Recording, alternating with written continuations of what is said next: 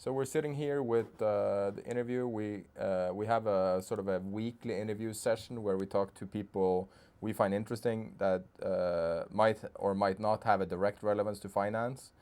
I think this topic here, I have a personal interest in this topic because, well, I'm gonna get into that later. But I have an idea that this could be quite relevant for finance. So, without any further ado, I want to introduce you to James Fallon, and maybe you want to introduce yourself. You have quite an extensive resume. But I'm a simple guy, Severus, so I'll keep it simple. Yeah, I'm a neuroscientist, and I've been at the University of California Irvine Medical School since 1978. So I'm a little long in the tooth on this, and so I've studied a lot of basic neuroscience, a lot on adult stem cells, but also done a lot of genetics and imaging on psychopathologies, including schizophrenia, depression. We look at the brains of people who've committed suicide, but also addictions. A lot of work on addictions, and we use this things like PET scanning and functional MRI plus genetics into a mathematical model. And that new field, the past decade, is called imaging genetics. So we do that for clinical trials, but also for studies that are pretty far ranging. And we look at memory and of different kinds of memory and emotions, et cetera. And I do a lot of the neuroanatomy and the interpretation of the genetics with the neuroanatomy. So that's really what I do on a day-to-day basis. So, if I'm going to translate this to sort of more conventional way, is this the when you take an image and you have these colors? Because I've seen some of the work you've done on yourself and your family. Is that your field? Yes, Yeah. yes. That was, So,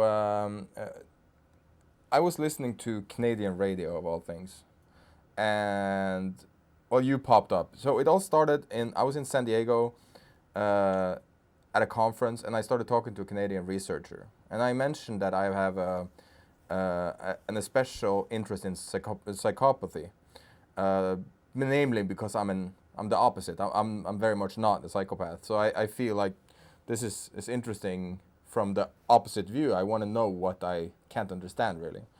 And out of the blue, this guy sent me an interview with you, where you made some quite astounding remarks about yourself, and it's also in your book. Do you want to tell us a little bit about that and how you came to those conclusions? yes, it's purely by serendipity.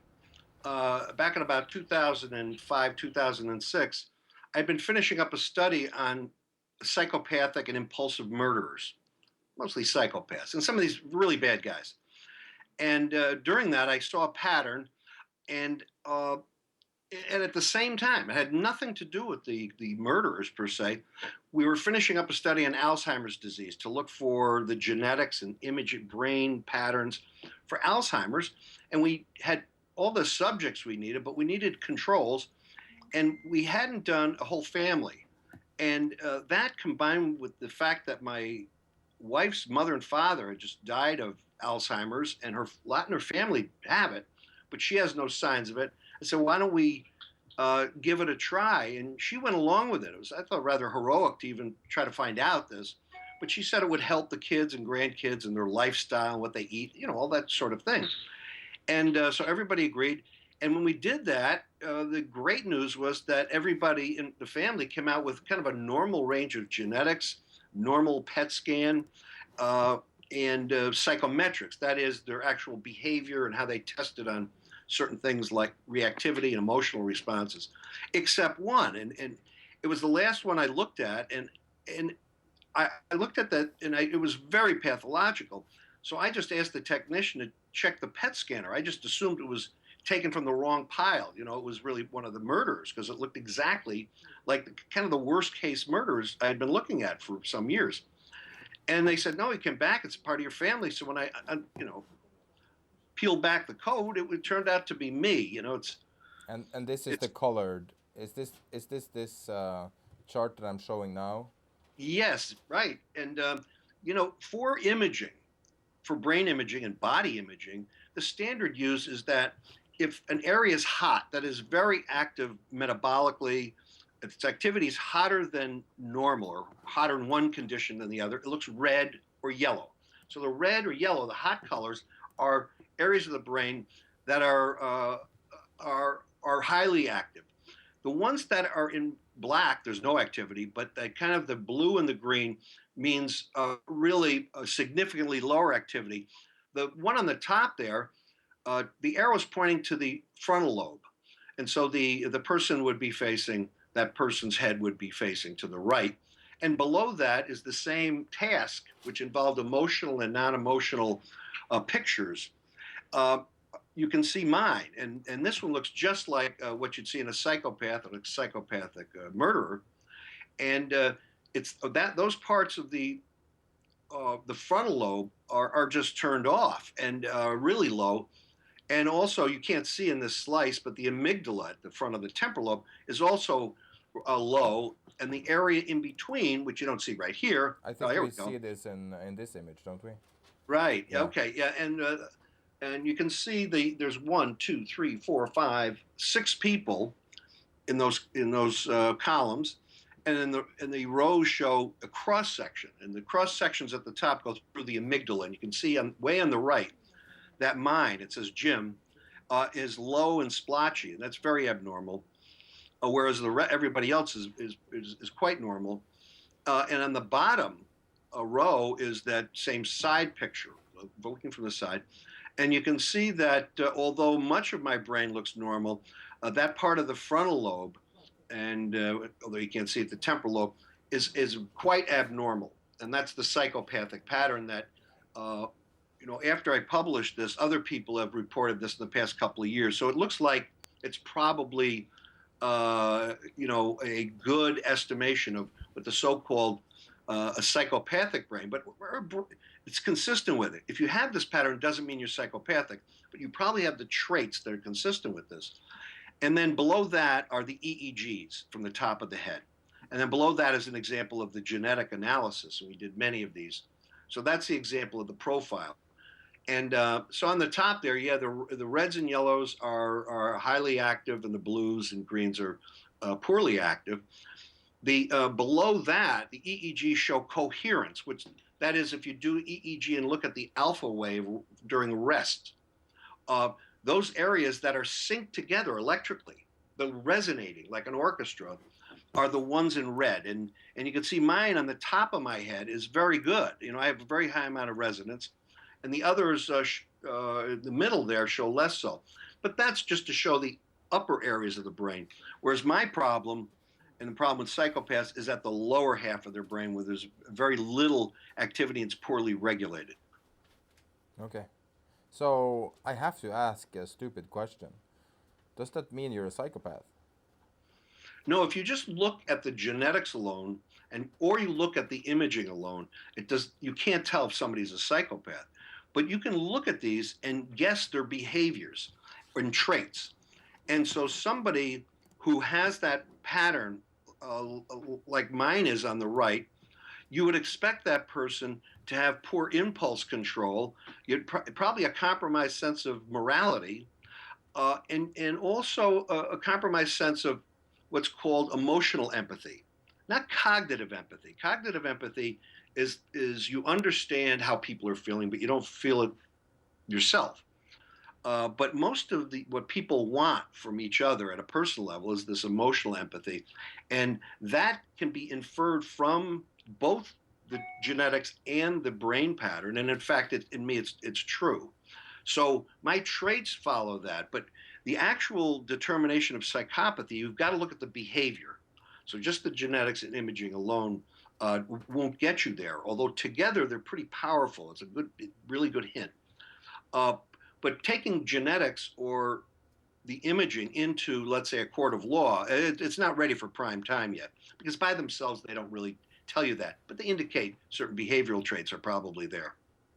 So, but you looked in your history, as far as I understood from the book, and I'm gonna buy the book immediately.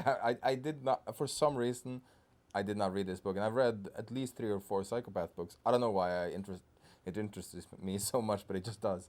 And I really want to read this. And as I was waiting for you, I read a little bit of a synopsis of the book.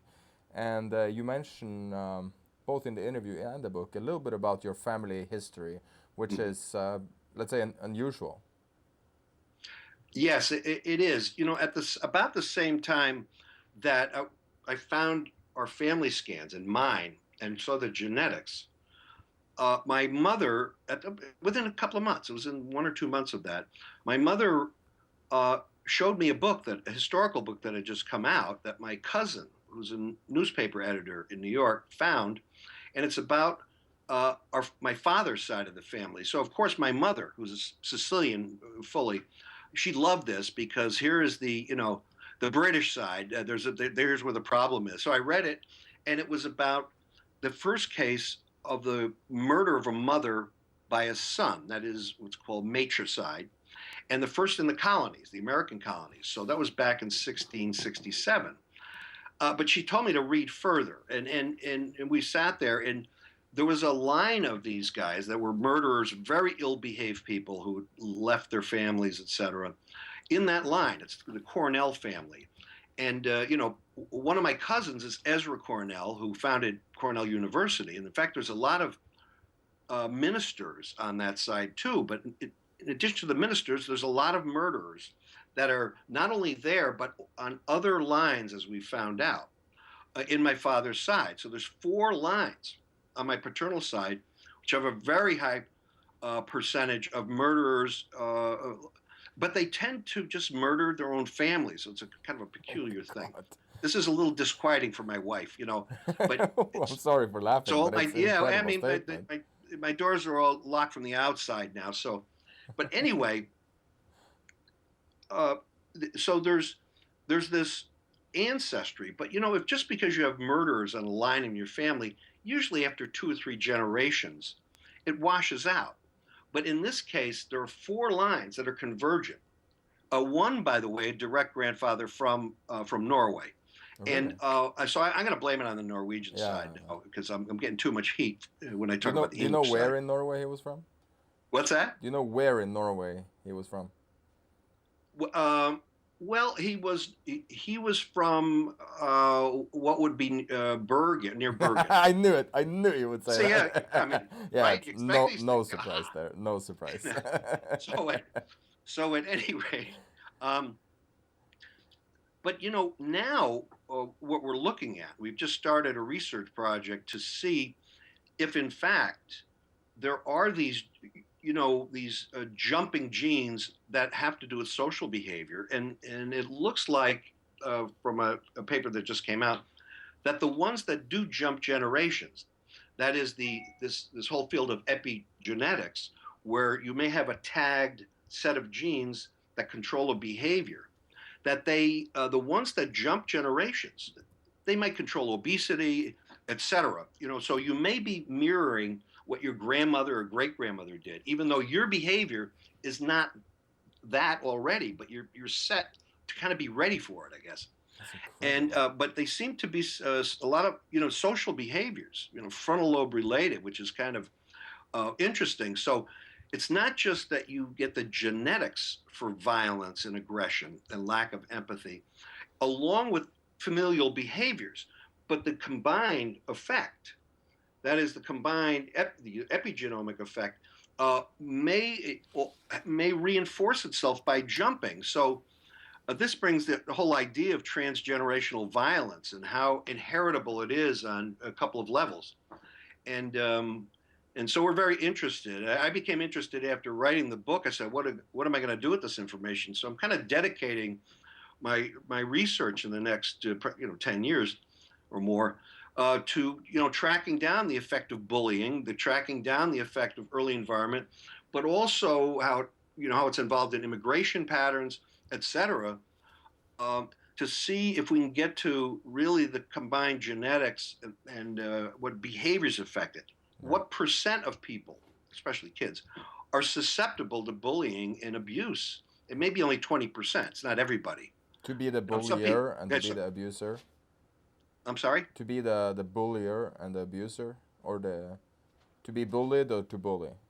To be bullied, the impact. You know, there are many Okay. people who are abused and bullied, and even though they're angry and upset, they don't go on to develop psychopathy or other personality disorders. I understand. So they don't turn in. That doesn't necessarily make them violent. So it's like many people. It's very difficult for many people to get addicted to substances. You know, 20% are like they have patterns almost like they're born addicts, and so that doesn't mean it's a death sentence. You know, but it's the tendency is so strong.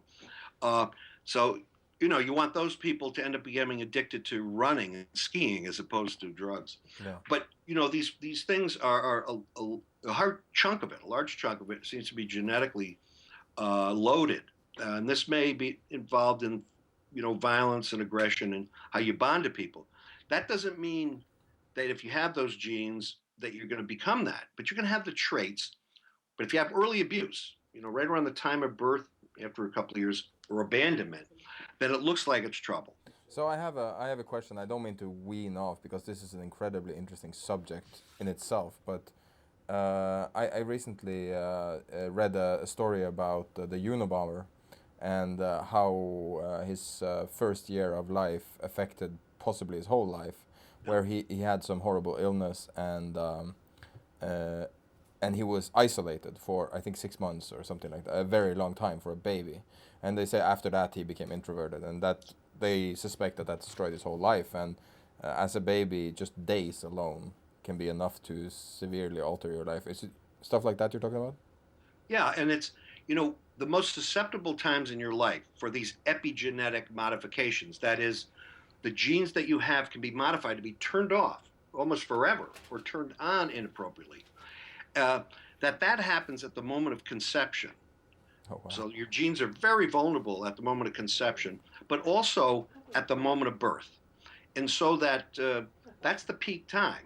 And so if you look at the third trimester, the days of birth, and then the first 3 months after birth, that is the fourth trimester, those are the peak areas where abandonment, abuse, a toxicity, maybe a mother's alcoholism or drug abuse or whatever, but also the father's effect and the mother's effect on the child is really at a peak.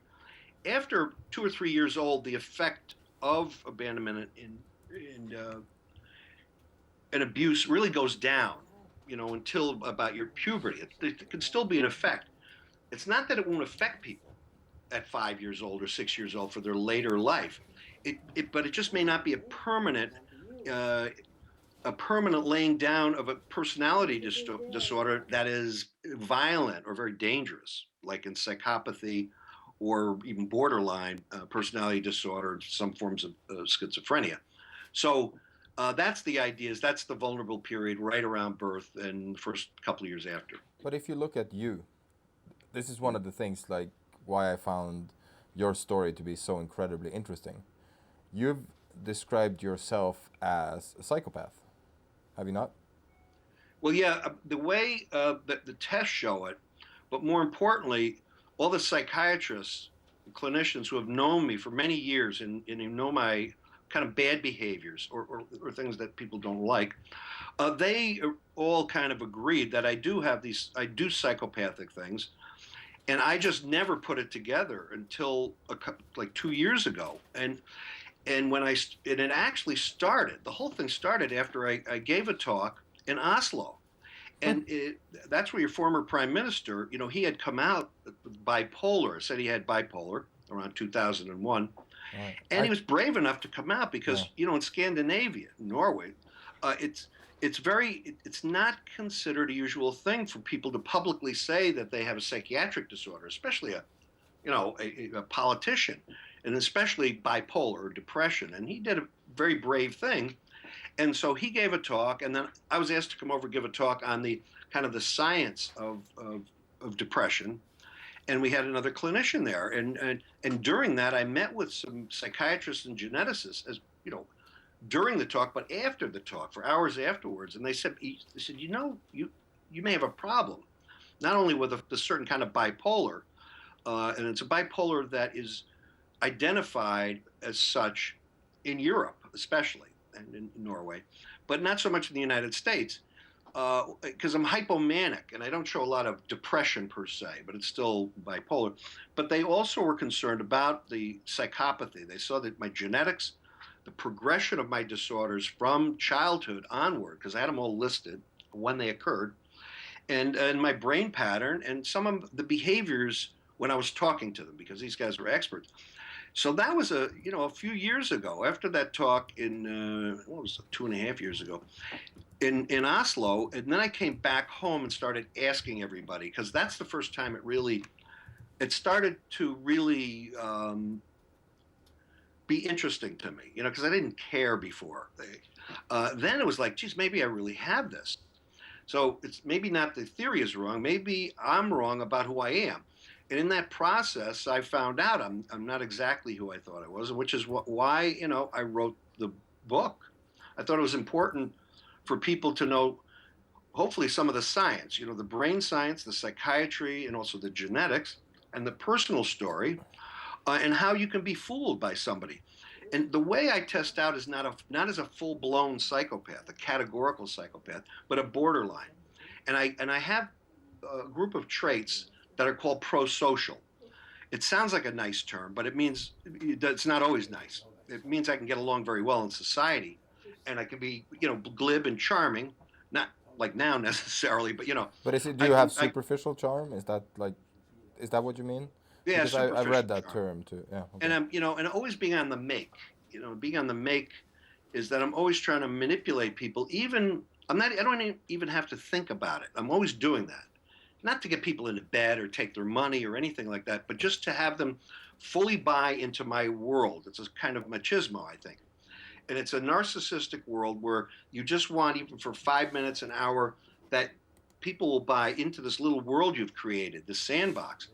And that sort of thing, when it's not necessary. Salesmen are supposed to be glib and charming and manipulative, but it's for their job, and everybody knows that.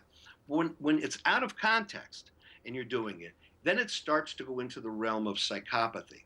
So these things by themselves are normal, but it's if you do it all the time and it's out of context, when you're not supposed to really be doing it socially, that's when it becomes problematic. And I have a lot of those traits, and began to do them very automatically throughout my life. And, I can normally be a very nice guy and, sort of interactive. People, strangers like me, but you don't want to be married to me. You don't want to be, you don't want to be my mother necessarily, or my sister, or even my brother, or my kids all the time, because I don't treat them any better than I would a stranger. And so even though I'm not, necessarily cruel or mean guy, or manipulative in the sense that people don't want it. I mean, I think a lot of people just like the game, it's playing in the sandbox. But people close to you, this is not what they like. And I was really very interested when I heard Nelson Mandela's daughter talk at the memorial, because, this is a great man who sacrificed a lot and did a lot for the world. But he was, as she said, wasn't the greatest father. And if you look at Gandhi, it was the same thing about his family. He was saving the world, his people, but he was not a good family man at all. He just didn't have the interpersonal emotional warmth. It This wasn't is there. this is an And incredible statement you're making, because, I mean, I've been talking to a friend of mine about this very subject, about why are so many great men apparent like bad to their families, yeah, bad people, for lack of a better word. right. And famously, Alexander Graham Bell was a very bad guy. He was not a friendly man, and he was very rough in business, and he was a bad father, really. And what you're saying about Gandhi and Nelson Mandela is kind of amazing, but it also makes sense, because it takes a certain kind of shrewdness to get ahead in life. And can we talk a little bit about finance and psychopathy? Well, sure. Yeah. That there's probably some interest that the financial community should have in this. So let's start with a movie. Wall Street. Have you seen it? Yes. Is he accurate psychopath, Gordon Gekko? No, I did a BBC show with Kevin Dutton, and we went through different people who were not only leaders, but people in film and TV. And in his case, he was doing what it was appropriate for his job. I mean, we hire people to win. We hire our leaders basically to win.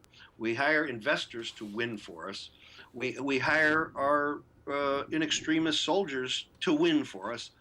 And so I think it's very curious that we get angry when they act like winning at all costs, because that's a lot of times what we really want. Not everybody, but if you really if you go through and you have common experiences about what people will tolerate, they want their people, their guys and gals who are leaders and investors to win. It's like, okay, I don't like anything unethical or immoral, but if you get me a few bucks, that'd be great. I'll look the other way. There's a little bit of that, not in everybody, in a lot of people. So we like that. And if you look at, a study that was done, a major psychopathy trait, it's called fearless dominance. And the fearless dominance was ranked by all the biographers of all the U.S. presidents.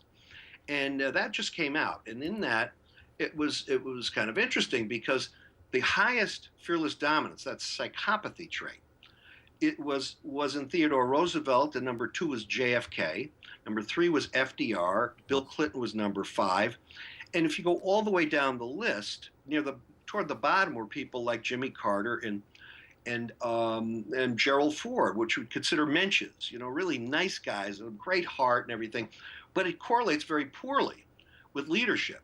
So the ones that had the highest psychopathy trait, the fearless dominance, were also considered the greatest leaders. So it's something we're doing, at least in the United States. We're choosing people specifically for their psychopathic trait. Not that we don't want criminals, but if they lie, I mean, FDR, JFK, they lied, but we say, well, they lied for us. They saved us.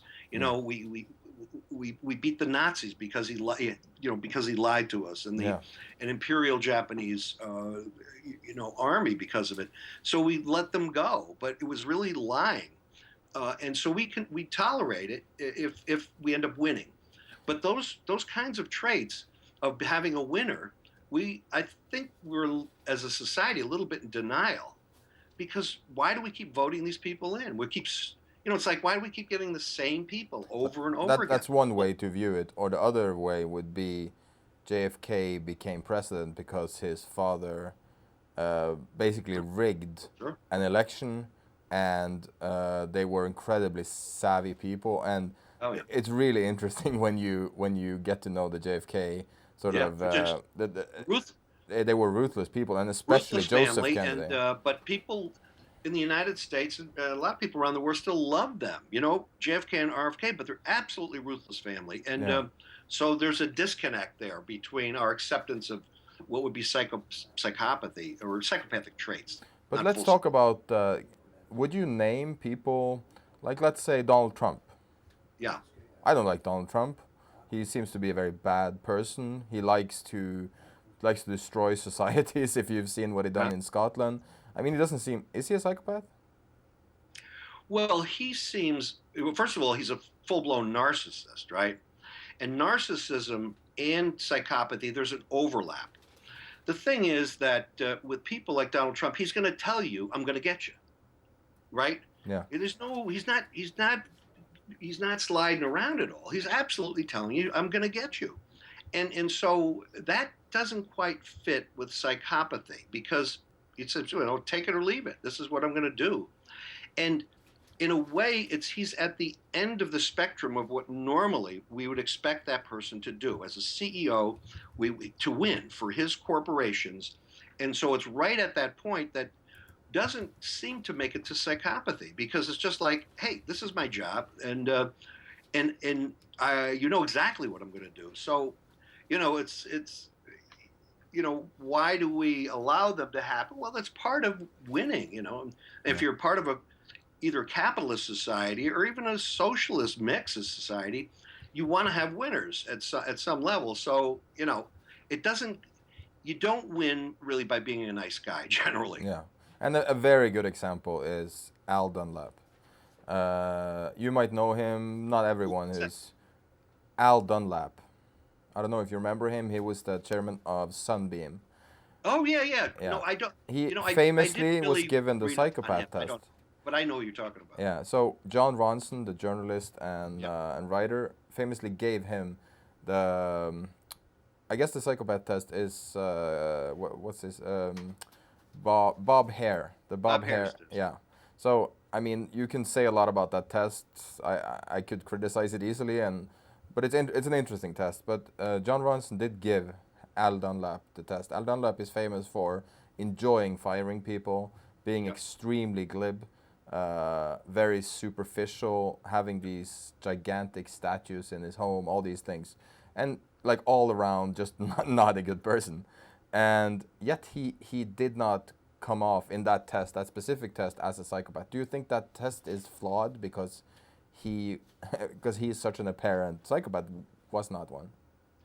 Well, here's part of the problem with psychopathy or sociopathy too, is that they overlap with so many, other personality disorders that it's psychiatrists don't even include it as an official diagnosis. Yes. Will It's it be included included as in the? antisocial personality disorder, which is more the criminal Yes. part of it, which is accepted.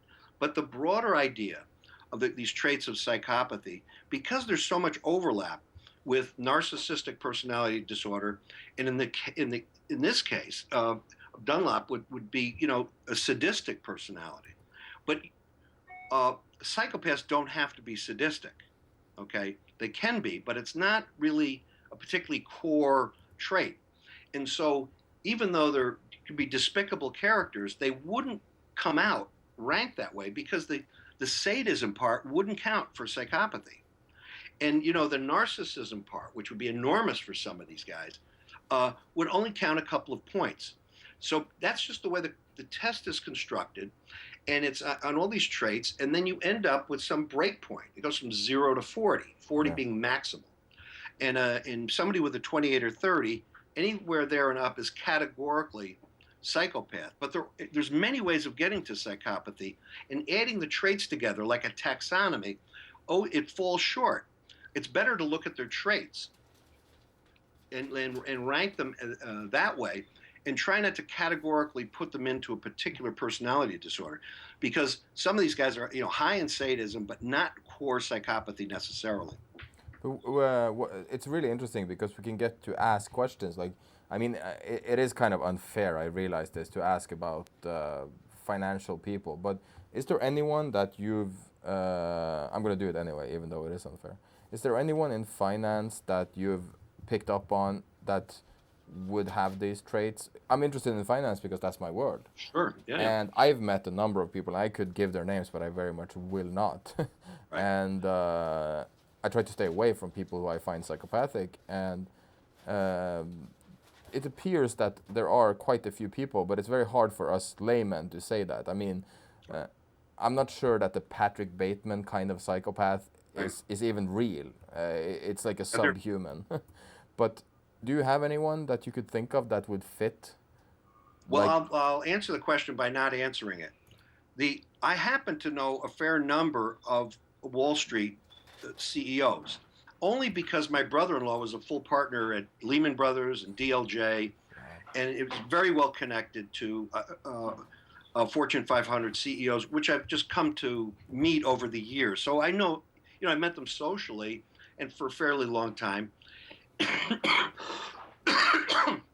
Excuse me. And not one of those was ever seemed in the least bit psychopathic. oh wow. And as it fleshed out, I became very surprised at this idea based on my common experience over 40 years of knowing these guys, and being at parties, knowing their families, and still meeting with them, just on a social basis. And there's never an indication that they have any psychopathy. So this recent thing with the idea that there's so many leaders, financial leaders of large corporations, Wall Street, investment firms, as psychopaths, was kind of surprising to me. It's in the public discourse now, but I've known people of smaller companies that I've worked with. It wouldn't be like big pharma, maybe biotech. It wouldn't be large investment firms or Wall Street types, but rather smaller investors, right? Small investment leaders. There I have met definitely psychopaths very Anyone you clearly. I could mean, no name, or is question. that So it's not the big. So in my experience, they're there, but they're small time, okay? and they can navigate probably easier because they don't have a lot of visibility. Yeah. That doesn't mean that there aren't some real psychopaths or borderline psychopaths who are, Wall Street CEOs, but I have never met one, and I've asked around, of course, in the past 5 years of the people I know, and they're quite different than that. They're quite even-handed. One problem with real psychopaths is that they don't have the staying power over a long term to be great investors. They just don't stick with it. The life's either chaotic or they get caught at some point, but they don't stick to it because the return is often not enough over the long haul for them Yeah. to stay in the biz. Yeah, I understand. That's a very good, and that would be a horrible CEO, because if you take a guy like the head of Lehman Brothers, Dick Fuld, who I bet a lot of people would love if you would say Dick Fuld was a psychopath. I don't think he was. I think he was a reckless CEO, but he wasn't a psychopath. Very different. Jamie Dimon, again, he's like the hated person of the moment.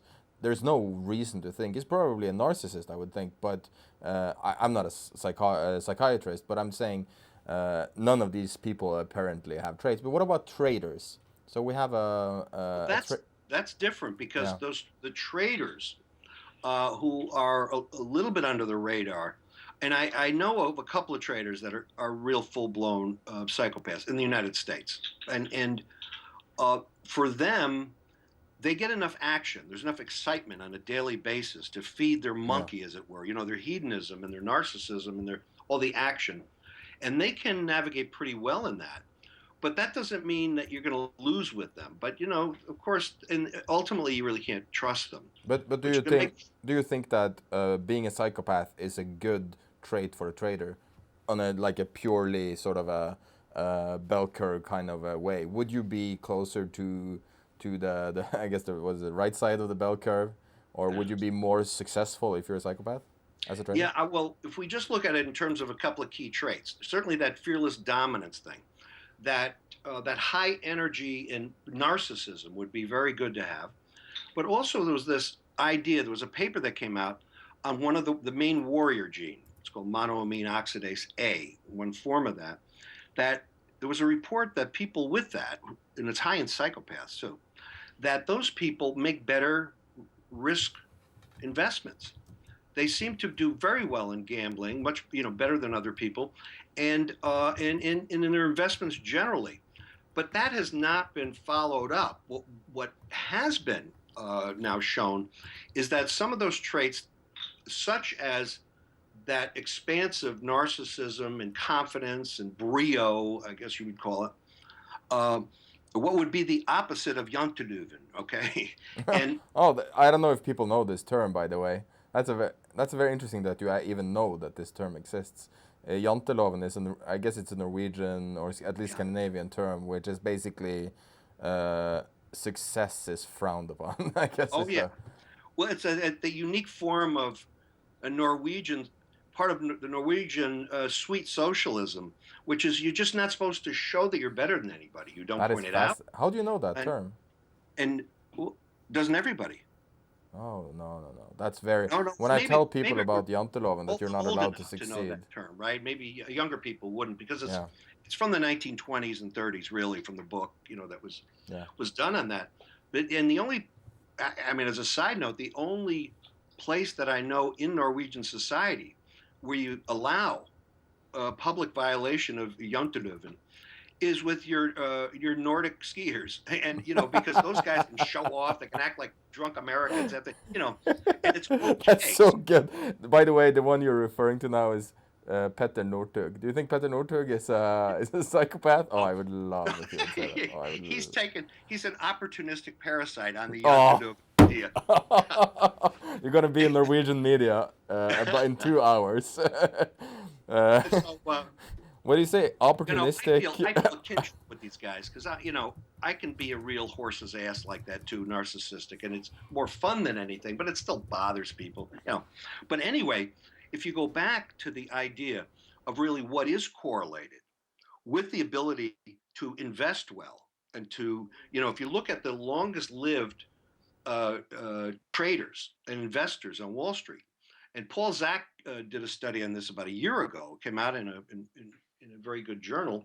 He showed that these two key dopamine markers, one's called the dopamine 4 receptor, and the other is called COMT. And it's interesting that these two, which regulate dopamine, especially in the frontal lobe, that a nice level of that is correlated with great risk taking. And so the people who are have organized behavior, but they have a level of aggression and carefreeness that you get from this wanderlust type of gene, this D4 gene, that probably arose in human evolution, and it's what makes us climb over the mountain. It's what made one of the reasons the Vikings were so willing to take off. That takes a lot of guts, and that sort of thing pays off. And the other one is the COMT, which arose in human evolution. It also arose when we first started throwing spears, that is, drone weapons, and it changed our sense of time and space. So it probably had something to do with our sense of spirituality too, because we had to then deal with the idea of the infinite. But anyway, those two forms, those two genes, seem to be well correlated with success in investing, long-term success, and having the energy and the drive. Now, being narcissistic above that is not such a bad thing, because it provides an impetus, a real driving energy to do it every day. And that's one good thing about leaders with a lot of narcissism is who really wants those jobs. I mean, the average person, thought that every day for years and years, nonstop, had to provide this sort of, charisma and that light around them and the energy to do the job. Most people couldn't do it for a week. They think they can, but they can't. So you almost need some of these traits to create enough energy over the long haul to really make you successful.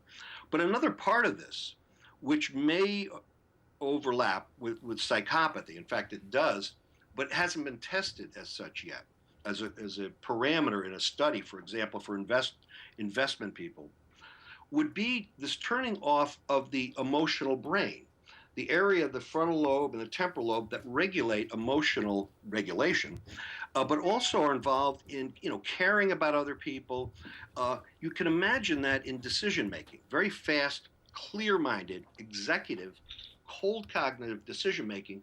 You don't want all these emotions percolating up. It just slows you down, and it makes every decision, like most people, every decision for people, they do consider the ethical and moral consequences and how it affects other people.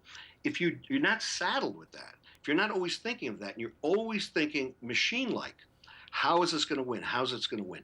Doesn't mean you're trying to hurt anybody, but you don't care.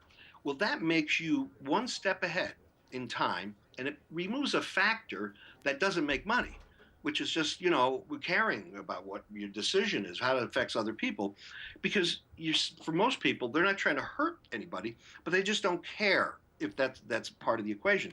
So having that sort of psychopathic trait would logically be conducive to better investing. It doesn't make you a nice person, but it's one thing that's, I think, should be tested, because it's some of these traits that probably make one a very, very a very, very clever and good investor without necessarily having any evil component. That's incredibly fascinating. You're touching on so many interesting topics here. And I do think you're right in probably that it's very hard to succeed long term in an organization as a psychopath. Would you say that's correct? Do you feel that it's hard? I mean, you're a self-proclaimed sort of borderline. Do you feel that because I presume you work in a big organization, you work in a university, right? Right. Do you have trouble? In looking back, and I only started to consider this a few years ago, and then especially when I decided to write a book on it, because I really had to do some introspection and also ask people truly what they thought of me, and to get a more clearer view. And the clearer view was not at all what I had thought before. But in looking at it, from the time I was after puberty, I've always been asked to be in leadership roles for everything, government, teams, all the way through the university years. I never had to seek these things out. People would say, "We want you to be, the head of the faculty, the head of the hospital," and I was involved in that because it's part of the ethics of our work. We're supposed to do it. I don't do it because I'm a nice guy, because it's part of the, you get into this. This is what you're supposed to do, and so I've always been asked to do that for almost my entire life without trying. And it's something to do with confidence and some level of narcissism. But I was lucky enough to be fairly smart. And growing up, I was good looking, not like now, because I know I look like a toad now, but I mean through most of my life I was good looking, an athlete in good shape, and a lot of fun, and people could always be around me and expect other people who are interesting to be there. So it's not just me, but I oftentimes have very interesting people at my house or otherwise, because we just open up, widen the gutters. We talk about everything, and people like that, and so because of that, I think people have accepted the other parts, the other nasty parts of my behavior, and when my wife was asked, the BBC came here a couple of years ago and did a thing on evil and all this, and she said, "What can I say?" I said, "Say anything." I'm out. The cat's out of the bag now.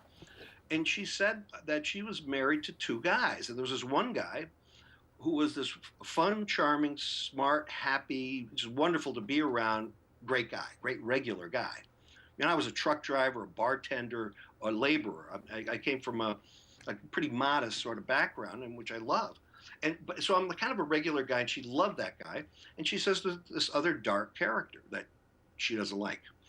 And that's generally what people feel about me. And it started a couple of people throughout, I'd say from the time I was a young teenager.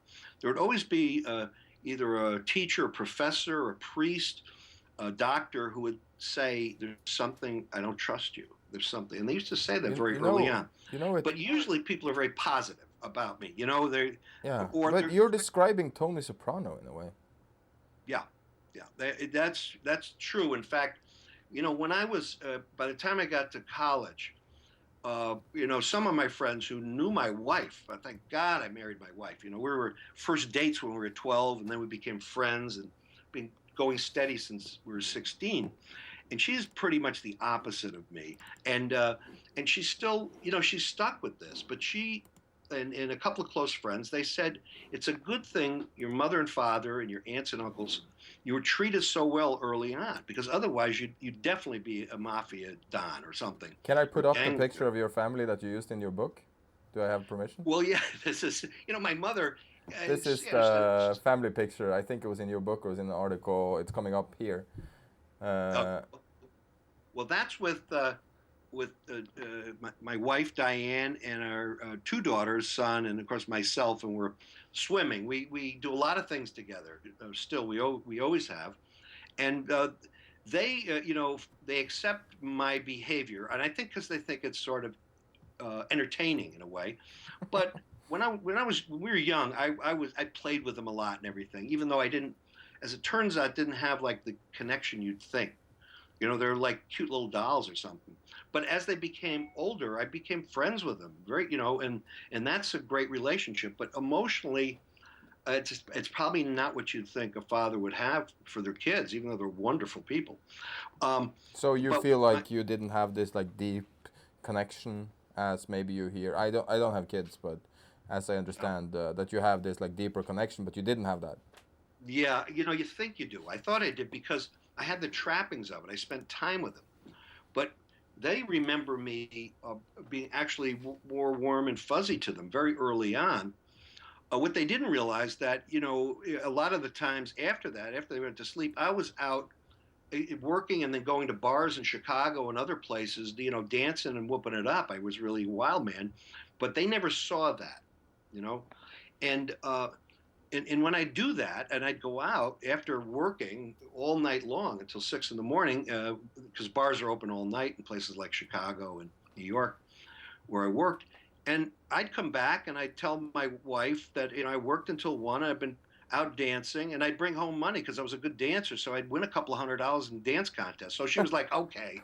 I did things that would offset a really unhusbandly like and unfatherly like behavior. So I knew how to offset this and to make it okay for people. So I knew I had always that I had to work a little bit and use some talents to offset it with either money or something else, some other perk that I would bring home, and just to sort of, I guess, pay them off emotionally. I mean, I did never said that before like this, but in a way, that's what it seems like. That's it's such a fantastically interesting time to talk to you, and I just wanna. I know you have to go because you have a BBC interview. I just want before, so I don't forget. I just put up a picture of your book here. It's you can say the title, the full title yourself.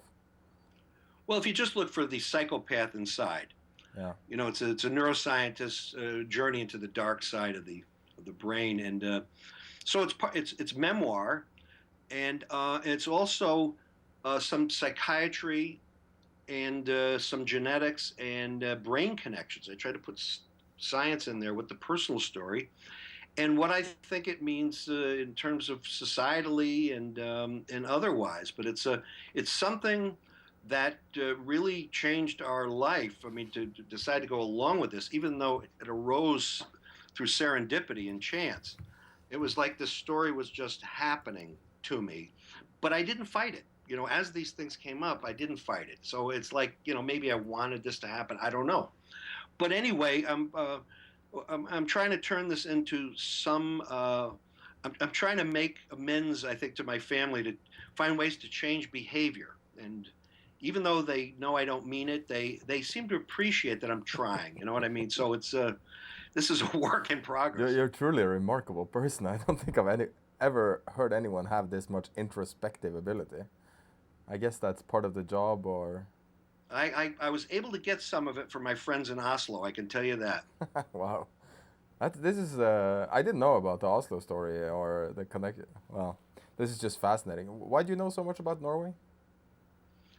Well, I met some Norwegian scientists in the '90s, early '90s, and one of them, I guess, was your first astronaut. She's a neuroscientist and did some production, and she and her husband are at the University of Oslo Medical School, and her husband is Ole Petter Ottersen, who I've known since 1978. And we became friends later, but we were in the same area, and he's been the provost of UO for a number of years now, and just a tremendously intelligent and thoughtful person, and just a polymath. He's just a fantastic guy, and I know his wife.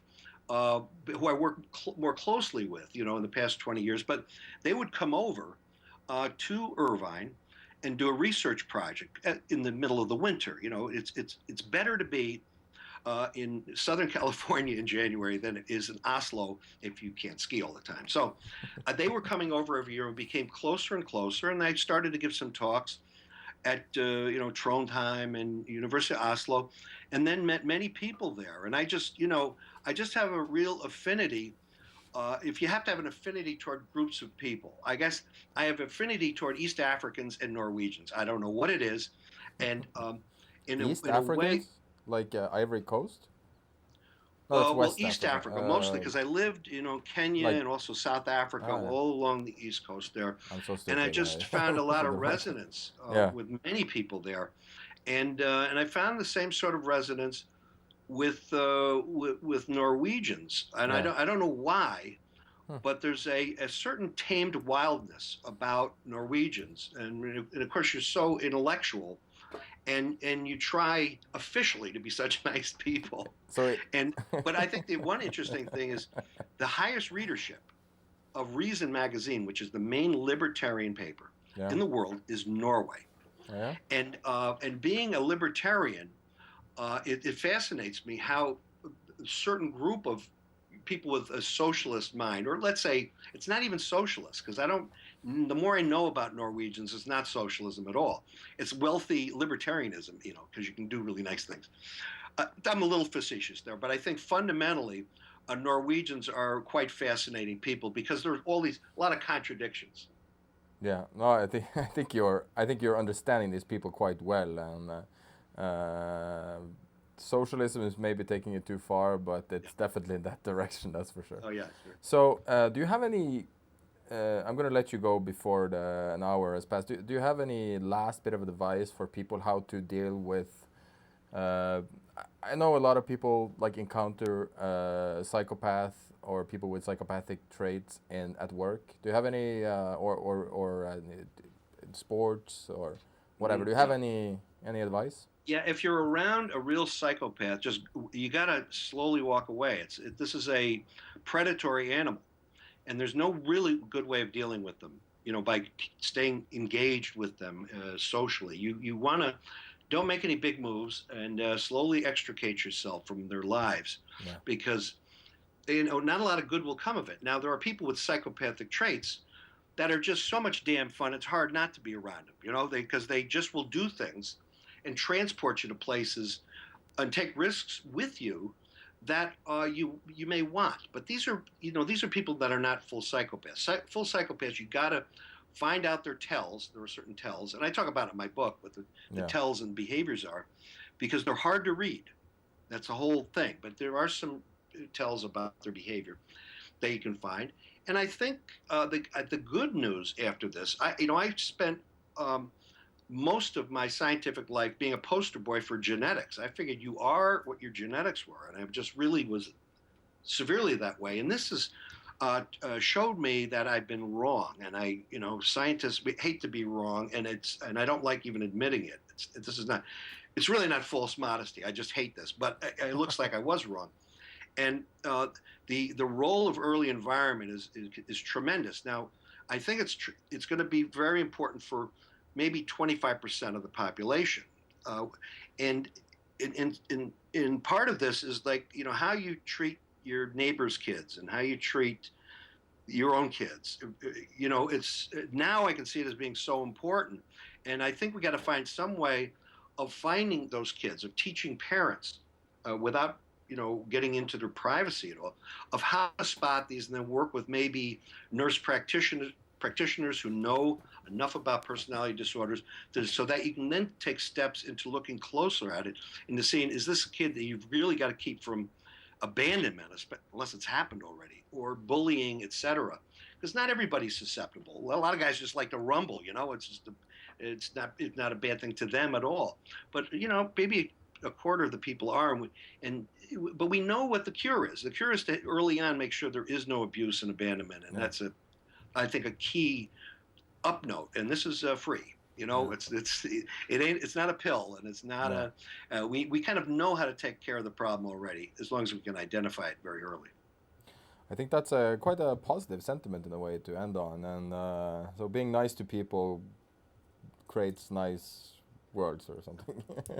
It's unimaginative, but it works. It really does. So I want to thank you, James. It was incredibly interesting to listen to you, and very nice to talk to you. And it's just very rare you're talking to somebody this open about their inner self. So I want to thank you a lot, and I hope you have a great weekend and you sell a lot of books. And I'm going to try to get over to Constitution Day again. I hate to miss that. Wow. I usually get there, and maybe at the Oslo Freedom Forum, and my favorite, the Norse Derby. If I don't get there, I'm very depressed all year. Well, you have to reach out. Now you have my emails. I would love to sit down and have a coffee with you. Okay, thanks so much, James. And I want to thank everyone for following our stream. We've been recording all day. We're going to chop this interview up and put it up on YouTube. And I'm sure it's going to be viewed quite a few times because people are very fascinated by psychopaths and psychopathic traits. So thanks you, James, and have a nice weekend. Have me on again sometime. For sure. Be happy to. For sure. If there's interest. I'm going to take you up on that. Bye. Bye.